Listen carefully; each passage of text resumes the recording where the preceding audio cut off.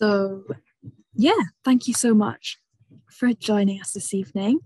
We're going to be, with this webinar, we're going to be bringing together two issues that are really important to young people. So one, it's getting a job, and two, it's fighting the climate emergency. So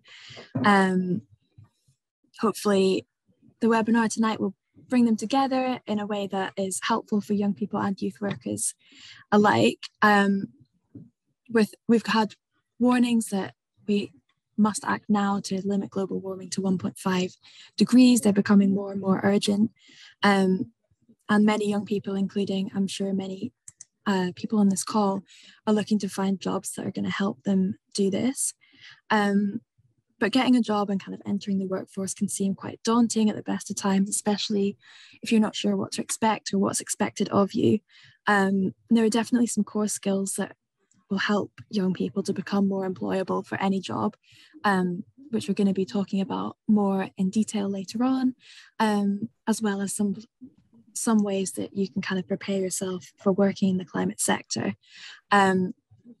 So hopefully this webinar is going to shed some light on these things. This is just a little plan for what we're going to be doing this evening. So we're going to start with a little icebreaker in a second. We're going to introduce the Our Bright Future project, which is what's supporting this webinar tonight, and the kind of issue of employability and of green jobs. We're going to look at why we need more green jobs, and then we're going to hear from our 4 guest speakers. So Marielle's our first speaker. She's going to talk about the kind of transferable skills that are developed for youth work, and then we're going to hear from Rachel, who's going to talk about an initiative called My Climate Path, which connects sustainable industries with young people. And then we're going to hear from Adele, who's talking about inclusion in green industries. We're going to have a short break, and then we'll hear from Emma, who's going to talk about making every job a green job and her experience as a young person working in a green job. Then we're going to have a short Q&A with all of the speakers. So if you save all your questions for then, that would be great. And then we're going to do a short activity to kind of think about where you fit in as a young person, or for youth workers to kind of show how you could run this as a workshop for the young people you work with. And then, yeah, we'll just wrap up and finish off. So we'll start with a quick icebreaker. So you can type in the chat, or you can put your hand up and shout out. But we would love to hear what you wanted to be when you grew up, when you're a kid or when you're a young person, and whether that's changed now or whether you are that thing. So feel free to type in the chat or to shout out. And I've also been thinking about this question all day, and I have no idea what I want to be when I grow up still. So that's also fine if you don't have an answer.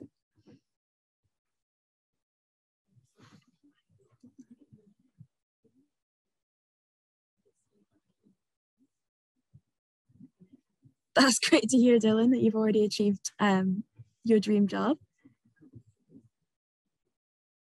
Got some vets, merchant navy, quite a range coming up.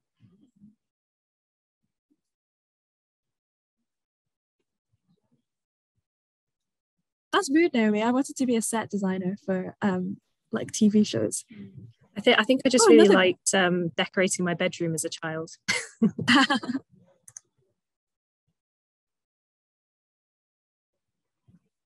Let's see.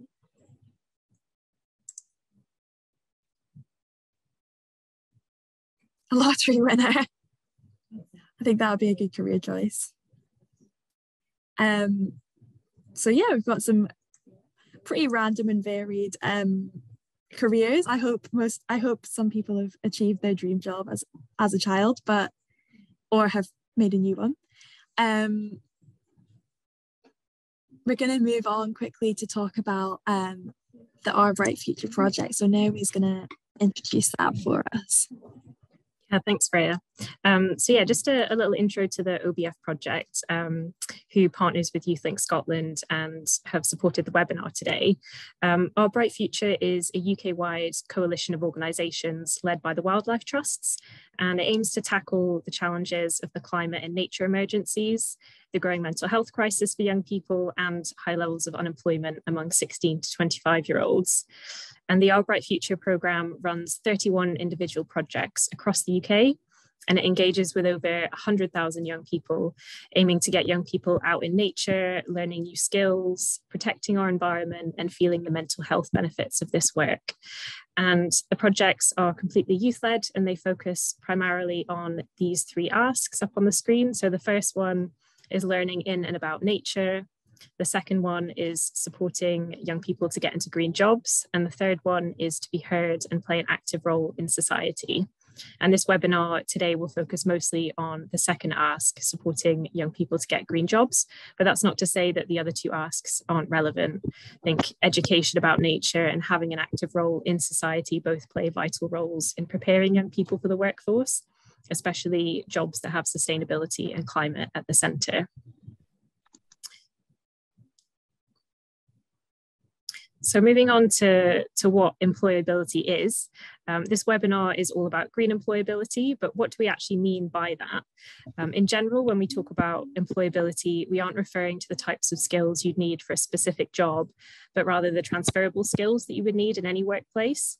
And these are things like communication, teamwork, problem solving, and you can develop them all through various different experiences like education, volunteering, or youth work.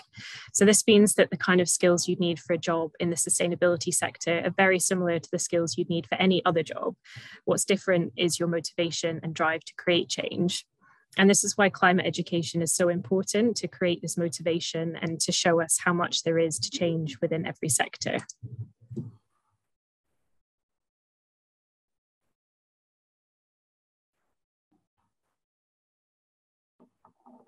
Sorry about that. So yeah, just a little overview of why it is so important that we all need to act and make our jobs more green. So over the last year, the IPCC, which stands for the Intergovernmental Panel on Climate Change, it's basically the international group of scientists that its research informs the United Nations decisions on climate change. It's published its latest report over the last year, which sums up this scientific consensus on climate change impacts, as well as adaptation and mitigation efforts. And you might remember the headlines for when the first part of the report came out last summer, which kind of called it Code Red for Humanity, which is a pretty dire warning. And the warnings from the rest of the sections of the report have been just as stark, and they've been showing that up to 3.6 billion people globally live in contexts that are highly vulnerable to the impacts of climate change. Greenhouse gases, which are the cause of climate change, are still rising, and they're currently higher than they've ever been before. And the window that we have to take action to reduce these emissions and limit the warming to the kind of globally agreed target of 1.5 degrees is closing really fast. The latest installment of this report stated that we need to make unprecedented reductions to our emissions by 2030 if we're to stay within these limits. So in order to achieve this, we need systemic change. So we need every sector of society working together on this. So we need to engage young people and businesses, the media, communities, politicians. All of these people are going to be vital to the success of this transformation. So that's why it's so important that people that are working in all sectors keep climate change kind of at the forefront of their work. So by now you've probably got the message that any job can be a green job, and actually if we are going to succeed in limiting global warming to 1.5 degrees, every job needs to become a lot more sustainable. The International Labour Organization defines green jobs as decent jobs that contribute to preserve or restore the environment, which can be either directly or indirectly, so that leaves quite a lot of room for interpretation. There's obviously still a huge need for more traditional green jobs, such as renewable energy engineers and climate scientists. But there are also so many jobs out there that you may never have thought could be connected to climate action. For example, people working in the planning and construction sectors can make sure that all new builds are held to high environmental standards, that they create the smallest possible impact as they're constructed, and are as energy efficient as possible to reduce the amount of fossil fuels required to heat them. And these emissions reductions contribute significantly to environmental protection.